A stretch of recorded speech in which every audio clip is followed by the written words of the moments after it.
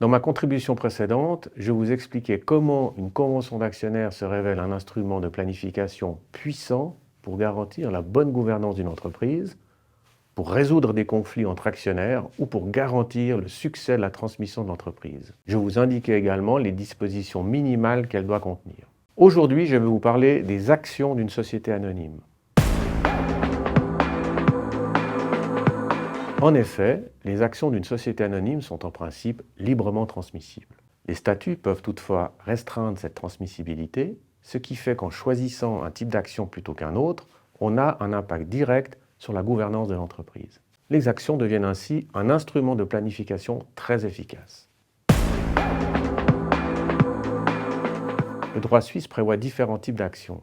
On peut citer notamment les actions nominatives liées, les actions à droit de vote privilégié, les bons de participation et les bons de jouissance.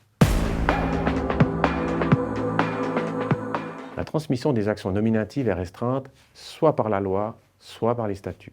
La société anonyme tient un registre des actions nominatives. Elle connaît donc en principe les titulaires de ces actions, puisque seule la personne inscrite au registre est présumée et considérée comme actionnaire. Dans une entreprise familiale, l'objectif prioritaire est d'assurer une autonomie financière constante et d'éviter autant que possible le recours aux banques par la poursuite d'une politique de fonds propres afin de financer les investissements. On privilégie en effet les réinvestissements des bénéfices plutôt que de distribuer les dividendes. Il est donc nécessaire de conserver un actionnariat familial uni.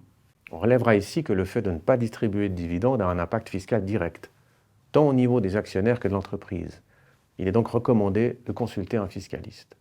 Les avantages des actions nominatives liées sont les suivants. La société connaît l'identité de ses actionnaires.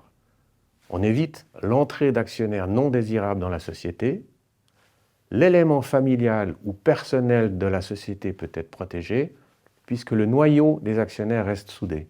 En cas de reprise par la société des actions acquises par des héritiers, l'exercice du droit se fait à la valeur vénale, les statuts pouvant du reste prévoir la méthode de calcul. On mentionnera enfin que la société peut décider de ne pas émettre physiquement des titres dans le but d'empêcher un actionnaire de les céder à une autre personne. En effet, la non-émission des actions peut valablement figurer dans les statuts de la société anonyme. L'action privilégiée est une action nominative à laquelle les statuts de la société confèrent des droits plus étendus qu'à une action ordinaire. De telles actions permettent de noyauter le pouvoir décisionnel dans une société anonyme. Elles ont pour but le maintien de la direction d'une société dans les mains de personnes qui sont effectivement engagées soit par leur travail, soit par leur engagement financier.